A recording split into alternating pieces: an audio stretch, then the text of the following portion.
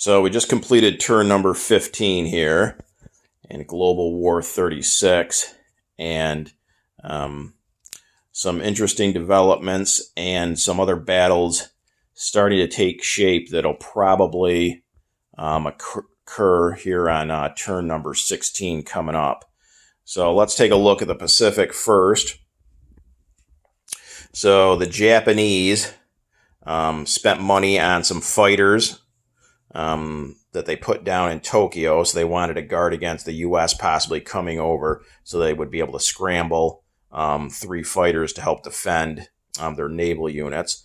They also bought a handful of infantry because, again, they're going to start transporting some guys around. And the other thing they did is they landed in Hong Kong, and they landed in with quite a bit of force. So Japan used a couple of destroyers, a handful of destroyers actually, and 3 transports to move some units around. And they landed in Hong Kong with about 7 infantry, a light armor, and a motorized infantry. So obviously that was worth $2. That's a $4 swing between them and the Far East Command. But more importantly, they put significant ground units back in Southeast Asia. So now Japan could come into these Free French-held territories. They could even go into southern China, take some territories off of the Communist Chinese, or they could use this entire force and maybe come over and land in India, possibly even Calcutta. British Malaya is now threatened again. So after kind of being booted out of Southeast Asia for several turns, Japan's landed back in force. Not a lot the Allies can do. The U.S. fleet is over in Hawaii, and the Far East Command is kind of bottled up in Calcutta. They do have a few planes, a couple of tacticals, and a couple of fighters. But Japan's got enough naval units to offset or at least dissuade the Far East Command from attacking. They had a couple of light carriers with 2 fighters, a heavy cruiser, a light cruiser, and about 5 destroyers. So it would be complete suicide for the Far East Command to launch an attack on that Japanese fleet. They'd lose their planes and not do a whole lot of damage. So the Japanese definitely got some options in Southeast Asia again. Other than that, not a lot the Japanese did. The Far East Command, got to make a note here real quick before we talk about what they did. I had put a medium factory a couple of turns ago. I upgraded their miner to a medium factory. And again, like I've done several times in this game, I keep confusing the Global 39 and the Global 36 rules. So in Global 39, you can upgrade the miner in Calcutta to a medium once they're at war with a major power. In this, you can't. The Far East Command falls underneath the British, and only medium and major factories can be upgraded in the home country. So that presented a little bit of an issue. I had to obviously take that medium factory off, replace it with a miner, and then I also had to kind of hopefully accurately remember what I had been putting down the last couple turns, and I took those units off the board for the Far East Command and refunded them their money. So it's not like there was an attack on Calcutta or anything, since I had placed that medium factory there and started putting extra units on. So I guess it didn't matter a whole heck of a lot, but just I thank the comments for pointing that out. So just remember, everybody, you can't upgrade minor factories except for in your home country. So the Far East Command bought a tactical, so they can put other miners down in here. So, I mean, in a sense, you could still get the same number of units in India, just they wouldn't be all in one territory. So like these other territories in India that have an IPP value, and there's several that have at least a dollar IPP value, you could put minor complexes down there, so you could theoretically get 3 on the board in India, and that would produce the same 3 units that a medium does, just they wouldn't be all in the same territory. So Far East Command didn't do a whole heck of a lot. Anzac had saved their money for a couple of turns, so they were actually able to buy 3 fighters this turn. So they might start coming out here, maybe use this transport, take some of these vacant money islands down north of Australia. The communist Chinese, once they saw the writing on the wall that Japan had bought all those transports and those men last turn, they started spreading out some of their units because they pretty much had everything up here in North China. So they started placing units down here along the coast. Probably not going to be enough to repel Japan. So the communist Chinese might have to start peeling some of these units from the north. The only problem is they only move one space per turn. They're just infantry and artillery. So the communist Chinese, at least in the short run, might end up losing some territory. Although they're right at the doorstep with some of these original held Japanese territories like Rihe. Japan just pulled back. All they've got is militia and a motorized infantry. So they're probably going to end up losing most of these originally held Japanese territories, but they're kind of making up for it by landing back in Southeast Asia. So not too bad. As far as the U.S. goes, they moved up their 3 fleet carriers in another spot, so they'll be able to go on the board this next turn. And they moved a couple of battleships up from San Francisco to Hawaii. Now, was thinking about having the U.S. attack this Japanese fleet. They're kind of both, building up at the same time. And at some point, one of the two has got to blink. But the U.S. didn't necessarily have an advantage. It was at best 50-50. If not, Japan had the edge. Not to mention that if the U.S. comes out and attacks the Japanese fleet, you're attacking the Japanese fleet in their home water where they have major shipyards and ports. So Japan would just be able to sit there and repair those units, as opposed to letting Japan come out and maybe attack Hawaii. And then the reverse is the case, that the U.S. then has the advantage with being in their home waters with shipyard or port. So the U.S. just kind of held firm. I can see Japan coming after the U.S. now. That's going to probably determine how things will go here in the Pacific. Like I said, we're starting turn number 16 here coming up, which I believe is the January 44 turn. So we're getting close to when we start rolling to see if the war ends prematurely or not. And if whoever comes out the winner in this possible battle, that'll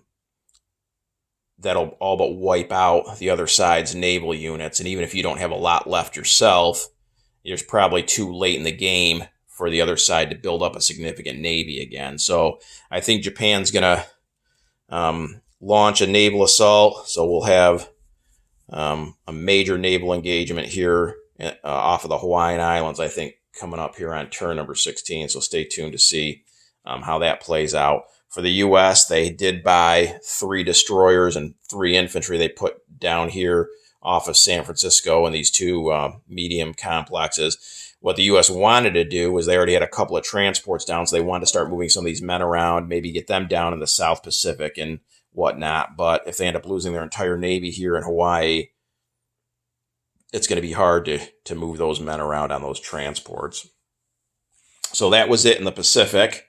As far as in Europe, the Atlantic and North Africa go, to finish off the U.S., they bought 4 more destroyers they put off in New York. So now it's a stack of about probably around 12 to 15 destroyers. So I can see them coming out here on this next turn and trying to deal with the German U-boat threat off of England. In North Africa, so the British finally landed somewhere. They took Sardinia for $1 off of Italy, and then also landed in Corsica, which wasn't worth anything, but they took that island off of Vichy, France. They also finished off or completely destroyed the 4 ships of the Vichy Navy here off of southern France, and now they've opened themselves up where they could actually land in southern France themselves this next turn. They also brought down 5 fighters from London and landed them in Gibraltar.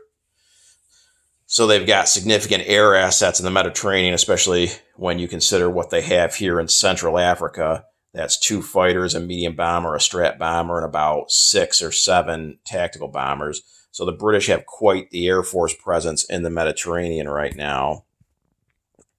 So giving Britain quite a few options of where they want to go next. They could take these 4 men that they landed on the 2 islands there. They could land them in North Africa. Again, they could land in southern France.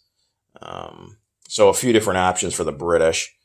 As far as Italy, some good, some bad. So once this British fleet left Sea Zone 80 and moved off of the coast of southern France, that left the U.S. fleet here by itself.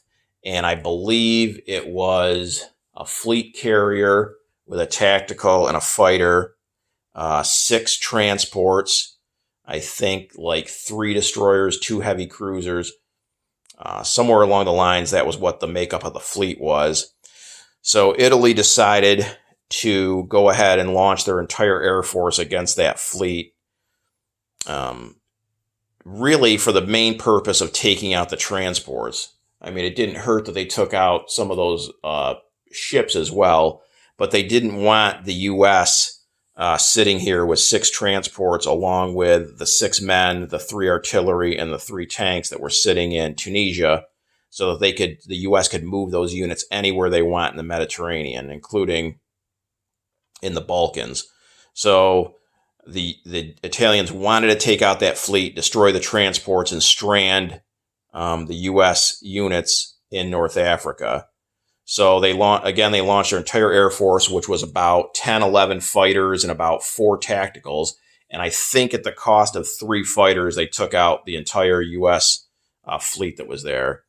So 3 fighters, $10 a piece. That's $30 worth of IPP the Italians lost compared to the U.S. losing 6 transports, a couple of heavy cruisers, a fleet carrier, a tactical, and a fighter. So not only did they get a huge victory in terms of the damage they inflicted compared to what they received, but by taking out those 6 U.S. transports, now these U.S. forces are stuck in North Africa, which, I mean, it still presents problems for Italy trying to hold on to their North African territories. But again, the main thing is Rome and North Italy is now not under threat. Neither are the Balkans. So that was huge, a huge victory for Italy. And then the planes just flew back to a combination of Rome and northern Italy. They also spent $24 and bought 8 infantry, moved some down into Rome, and placed the 8 new infantry in northern Italy itself. So especially with the U.S. not being able to move their units around anymore in the Med, the British definitely, even with all their air power, definitely do not have enough strength to take either Rome or northern Italy. So Italy's got some breathing space there, but then the negative is that is at a cost of defending North Africa. So the U.S. moved up 1 space from Tunisia into Tripolitania, took out that territory worth $1, destroyed the minor complex, and now they're at the door to Cyrenaica right here. They did lose 1 infantry in the process, so they got 5 infantry, 3 armor, 3 medium armor, and 3 artillery. They also have a medium bomber in Gibraltar they can use. And then again, the British now only have 1 ground unit in Africa, a medium armor, but they've got so many planes, both in Central Africa and now in Gibraltar, that it's probably only a matter of a couple of turns and Italy might find itself completely expelled from North Africa. As far as the Germans go, they finally started doing some convoying. And that's another thing that I don't necessarily confuse it with the rules from 39, but convoying is quite a bit different in 36 than it is 39. And 39, if you remember the maps, there's just different boxes placed throughout, the Atlantic, the Indian Ocean, and the Pacific. And certain boxes belong to certain countries, and each box has an IPP value in it, and that's actually part of that nation's income. So all you simply have to do to convoy in 39 is move a sub or a surface ship into that convoy box, and that automatically takes off, how whatever the value of that box is in terms of IPPs, it just takes that off of that country's income. So it's quite a bit different here in 36. So maybe that's one reason why it's like taken me so long to actually engage in some convoying. So the Germans finally came over. They split up the subs that they had here. They're still in the same sea zone, but they're convoying two different British lines. That's about 5 subs on one and about 7 or 8 on the other. And they both wolf packs there took the maximum IPPs off of the British. So that was $11 the British had to forfeit. So that was good. And then one sub broke away and is convoying up here. Now, this isn't worth any IPPs to the Russians, but it does deny them the $2 bonus that they were getting from the U.S. So the U-boats got in the game here and succeeded in doing some convoying. They're looking at some trouble now from this big stack of U.S. destroyers that are going to be probably coming over here on the next turn. So these U-boats might have to disperse a little bit, give those destroyers plenty of targets to go after instead of concentrating in just a couple of different wolf packs. As far as the Eastern Front, again, if you look, things look really bare for Germany. Now, they did come over, and they did actually have a couple of significant more minor battles. So if you remember from the last turn, the huge battle we had here in southern Belarusia, the Russians had 3 heavy tanks left, so the Germans came in with some medium armor and a bunch of planes and took out those 3 valuable units off of Russia. They also came in here to Urel-Kursk. Now, they came in with, I think, a couple of Stukas, a couple of fighters, a medium bomber, and 1 cavalry. And I believe there was 2 cavalry, maybe. Or maybe 2 infantry. I can't remember. No, it was 5 infantry. The Russians had 5 infantry there and, of course, their major factory. So the Germans did end up taking 1 hit, and they had to take the medium bomber because they wanted Urel-Kursk. And the reason why is, it was good to take out the 5 Russian infantry so that they couldn't move around and start taking back some of these vacant German territories. They couldn't liberate these Russian territories the Germans had vacant. But more importantly, by taking possession of that land territory, they would take out that Russian major factory.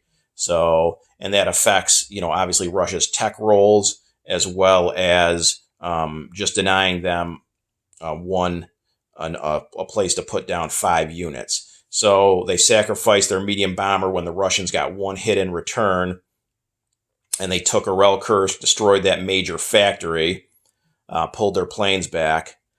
And that was about it for Germany. They, for units that they bought, they went ahead, bought some self-propelled artillery, some mechanized. So they're going to slowly start to make their way over here onto the Eastern Front. They also started moving some units around in Germany. A huge stack of men they took from Western Germany moved down to Bavaria. They also put 3 mechs that they bought down in Bavaria. So the thinking behind that is they want to get down maybe into the Balkans or probably over here in France, so that if the Germans can get that big stack of infantry in Paris, then Paris is adjacent to every territory here, the remaining territories in France that the Allies could possibly land in, so the Germans would be in a position to counterattack right away on the next turn if the Allies were to land. So they want to get some units over in Paris, help defend France. That was about it for Germany. Russia then came. They took the couple of medium armor out that were left in southern Belarusia. They took Urel-Kursk back, but again, there's now no factory. And they're just moving some units up towards the border, the Polish territories that Germans have under control. They moved a big stack of men down from Leningrad. So it's kind of going to be a race. I think at this point, even if the game doesn't end early, even if we still play another 4 or 5 turns or so, I don't think Germany definitely isn't going to fall to Russia, and I really don't see Germany being able to pull off the defeat of Russia either. I think it's going to be a stalemate. Even though it looks like Germany's in a little bit of trouble in terms of not having any units here on the border, most of these Russian units can only move 1 space a turn. The Germans got a bunch of units can move 2 spaces a turn coming right behind it. Plus, the Germans still have significant air assets. That's a stack of about 8 fighters in Kiev, and then about 5 Stukas and a couple more fighters in Romania. So the Germans still have quite a bit of an offensive punch left, at least Air Force-wise, on the Eastern Front, whereas the Russians mostly just have infantry and a few artillery. They do have some Stukas some Sturmovik tactical bombers in Moscow, but Germany, again, is still collecting about $25-$30 more per turn. So I don't think the Russians are actually going to be able to get as far as starting about taking territories back from Germany, say in Poland, but I'm not sure Germany is going to be able to hold on to too much that they have left in Russia. I think it's going to be kind of a stalemate on the Eastern Front. So that's how things look after turn 15. We'll see if that huge naval clash in the Hawaiian Islands takes place here on turn number 16.